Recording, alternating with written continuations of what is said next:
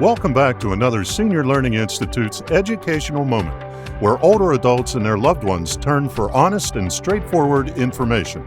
In just a few minutes, you'll enjoy bite-sized, easily digestible nuggets of knowledge, empowering you to make the right decision the first time. So without further ado, here's our founder, certified senior advisor, seniors real estate specialist, nationally syndicated podcaster and speaker, the advocate you can trust, Mr. Ted Gottlieb.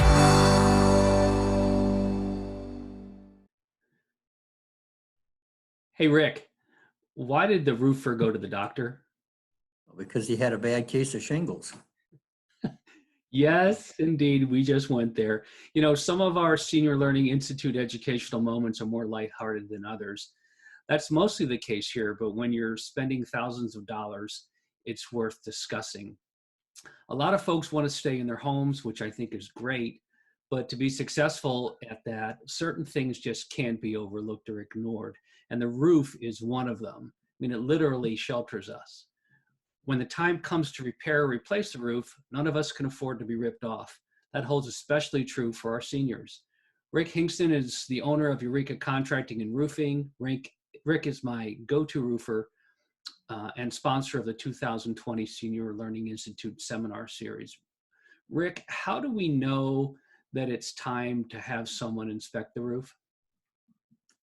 Sure. Well, hello, everybody. When your roof starts getting a little bit of age onto it, if you're up in that 10 years, 12-year range, it's a good time to have your roof looked at. A lot of times you can have a little bit of preventative maintenance done at that point, extend the life of your roof. Some of the obvious things are the missing shingles, or if you had a recent storm blow through the area, a hailstorm or a windstorm. If all your neighbors are getting roofs, that's always a good sign. And just a general maintenance, sometimes you can notice a pile of roof gravel at the bottom of your downspouts. That's a good indication that your shingles are starting to fail. It's time to do something about them. Some of the other indicators, of course, you know, if you get too far where the roof goes, or if you have a blow off, your shingles blow off, you may end up with a water stain on your ceiling. And ultimately, what we try to do is avoid that point. You know, we want to get in there before that actually happens. But those are some real good indicators. Right. You know, oftentimes when I go out and show property to folks that are buying homes, one of the first things I notice is the roof. And, you know, you see the edges that start to curl up and you just kind of can tell, especially with those older shingles, not the architectural shingles, but the older shingles, there's 3-tab shingles, and you can pretty much spot it from a mile away. So every once in a while, I think it's important that you look up on your roof. And if you get that feeling, then it makes sense to have someone take a look at it. In addition to the shingles, Rick, what else are you looking at when you're up there? We look at several things. The shingles, obviously. Some of the areas that will hold leaves, like behind the fireplace, is a good spot that it leaks in there. We like to get up there and clean that out. The curling of the shingles is part of it. Ventilation is a huge deal. It used to be that all these houses were just buttoned up real tight, hardly any air going through them. And now they figured out that you need that ventilation in your attic for that air to keep changing inside your attic to get the full life of your shingles. And that's easily accomplished when you replace a roof. It's a hard thing to do to an existing roof. Right. And then, you know, one of the things, pardon me? So one of the things too that I noticed, because I go up on my roof from time to time, and yes, I have that area behind the fireplace that does accumulate leaves and debris, but it's the decking. So like if you're walking around and things get kind of soft underfoot, that may be an indication as well. Is that right? Partially so, but that you know, it doesn't necessarily mean that the roof is bad if your decking's soft. In the 70s, 60s, and 70s, they were using a thinner plywood decking up on the roofs. That you can feel it when you're walking around up there. Sometimes if you're getting in a 20-year roof and the plywood's all real soft, sometimes you peel it off and all that wood is bad. But if you can keep the ventilation going, the air circulating through your attic, keep that attic cool, or actually we call the ambient temperature, where you're real close to the outside temperature. That's our ultimate goal on a roof. But the curling of the shingles is a big thing. You know, that's part of that is age, but part of that as well is from the ventilation, the attic getting too hot. Yeah, and so to be clear as well, you know, my comment about the softness of the decking and the roof is something that you might feel underfoot. We're in no way suggesting that any of our older adult clients get up there and Oh, absolutely not. No, experiment as well. no, we don't like our seniors up on a ladder. You know, call us or call somebody else, and we'll get up there and take a look at it for you. Gotcha. Should there be a cost involved to have the roof inspected, Rick? Some of the contractors charge for that. We do not. I wouldn't pay anybody to go up and look at my roof because basically we're looking at your roof, hoping that we can get the job. You know, that there's a possibility of us being able to get a job replacing a roof. So the inspection should be free. They should be free, and they should be thorough. Right. And you're nice enough to do that for homes that my buyers are looking at. So and when I'm listing homes as well, you know, you go up and you inspect the roofs, and we're looking for insurance claims. And we just got one of those the other day, and you're replacing a roof for one of my clients who's selling a house, and the new owners of that house are tickled pink that they're getting a brand new roof and maybe even some gutters and things. Let me ask you this. So if you go up on the roof and you decide, based upon what you see up there, that it's time to replace the roof, what's the next step? It depends on what we're looking at. If a lot of times it can be an insurance related deal where you've got some wind or hail damage that you're not aware of that we'll find. If you get to that point, then it's a matter of going through the insurance process. If we get up there and the roof's just showing its age and it's time to replace, we'll measure the roof up, give you a quote on what it's going to cost to replace it. And our quotes are solid. We don't add anything to it. We try not to bump it up too much by adding all the extras on a roof. A roof's a roof. You know, so we like to just put a good quality shingle on there, give you a fair price, and we stick to our numbers. You know, the only time we have an increase in our numbers is if we get up there and you have bad plywood. We peel up the roof and you have plywood that's rotted or dry rot, and we have to replace it, then there's a nominal fee for that. Right. You charge per sheet, don't you? We charge per sheet, yes, sir. So if someone was ever curious to know Contract. so if someone wanted to know what it was that you replaced, you actually could probably, you know, you'll tear off that bad sheet and put up a new one, and you can actually count the sheets if you really needed to, I guess. Yeah, and we'll take pictures of it, you know, but we're at a point, our guys go too fast. Most of our roofs are replaced in a day. So if the homeowner's not there to give their approval, we just have to keep going. We have to replace that wood. You know, if we can't get a nail in it, if it won't hold a shingle, if it's rotted or if it's wet, it's got to come up. And we're fair about that. Most of the companies are. It's just a nominal fee we charge per sheet to replace the decking. Yeah, but I've got a number in my head because when I had my roof replaced, I knew what it cost me back then, and we're going back about 10 years. But Sure. yeah, it is a nominal fee, but it could add up, but you really have no choice. You have to do it right. Right. We charge like $55 a sheet, which is standard in the industry. If you do a whole deck, if you're replacing all the decking up on a roof, and we've had several of those, we drop that price down, of course. But there's still, you know, you get up into the thousands of dollars to replace the decking. Sure.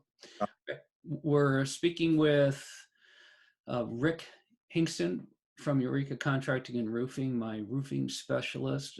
Rick, along those lines, how do you know for sure that you're dealing with a reputable roofer?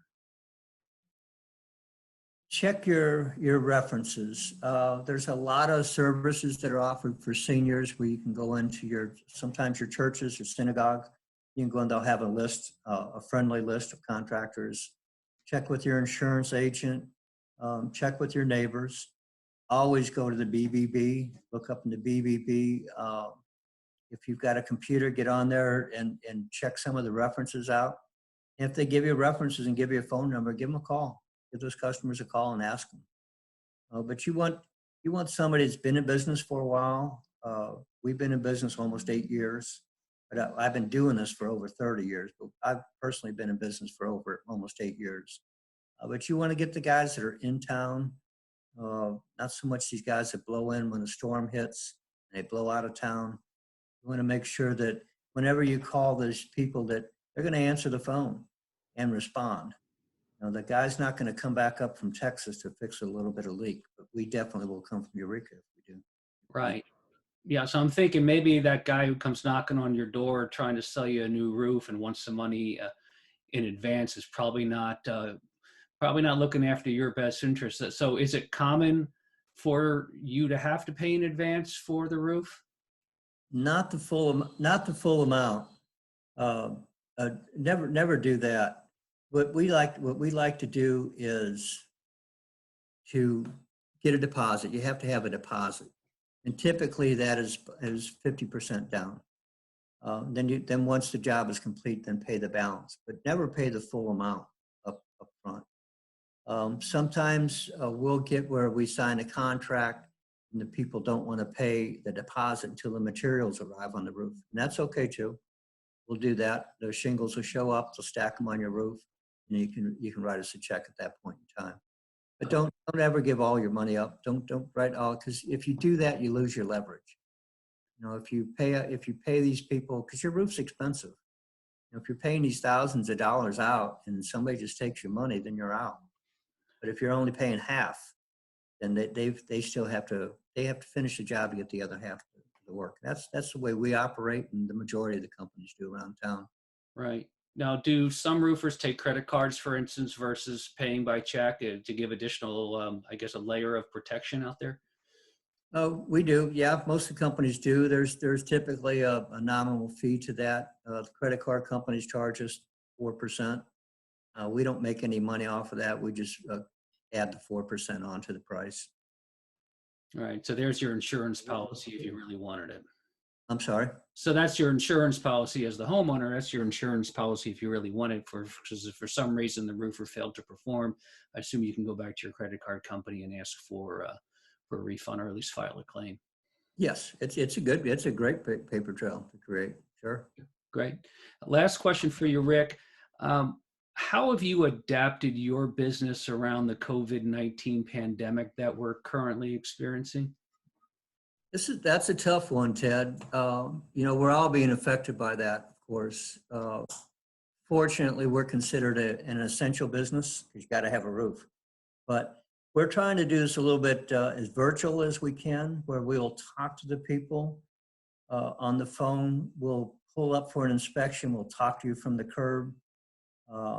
We won't knock on your door if you don't want us to. We'll get right up on top of the roof and take a look at everything, and call you from the roof or call you from our truck and talk to you and explain what's going on. And just straight try to be hands-on without touching anybody, we just have to avoid the handshakes and all that initial greetings that we typically do. But it's hard right now, but we're learning like the rest of everybody else on what's going to work best. And so far, we're doing okay with that. With people talking that you say, hey, we're going to be here at 2:00, but we'll just knock on the door and let you know we're here, and then we're going to go up and do our job up on the roof. And I'll call you once I get on your roof, or once I get done and I get out the truck, and I'll call you, and we'll talk about everything that we need to talk about. Well, great. Well, thank you very much. Well, Rick, thanks for your insight. You gave us some really good information, and really we're here to try to make sure that our listeners and our seniors are get the best information they can to make the right decisions, and certainly not be taken advantage of. And you hear about roofing and contracting in general, and sometimes it doesn't get the best rep out there. And sometimes it's it's the roofing business is a number 1 and 2 for complaints in the Better Business Bureau. Right. So even more important to make sure you go with someone reputable. Again, I loved your advice about talking with people that have had recent experiences with roofers, going with the established roofers, talk to your real estate agent or your family, friends, but really get some recommendations. And I love the idea of maybe paying just a touch more, but using a credit card just to make sure that you have some leverage. Rick, Ted, what's we certainly appreciate you and the Senior Learning Institute. I think you're a great organization that's helping our seniors, and I'm proud to be part of that, of your institute as well. well, Thank you. thank you. Yeah, we appreciate your support as well. Rick, if someone wants to get a hold of you and the fine folks at Eureka Contracting and Roofing, how do we best do that? Best you can give us a call. Our phone number is 636-938-ROOF, and that's 938-7663. You can reach me on email at rick@eurekacontracting.com. But the best way is give us a call. Give it at 636-938-7663. Great. Thank you very much. So 636-938-ROOF or 7663. And yeah, you also have a website, eurekacontracting.com. I want to thank you all for listening to this Senior Learning Institute educational moment. At the Senior Learning Institute, we strive to provide the straightforward and unbiased information you need to make smart decisions the first time.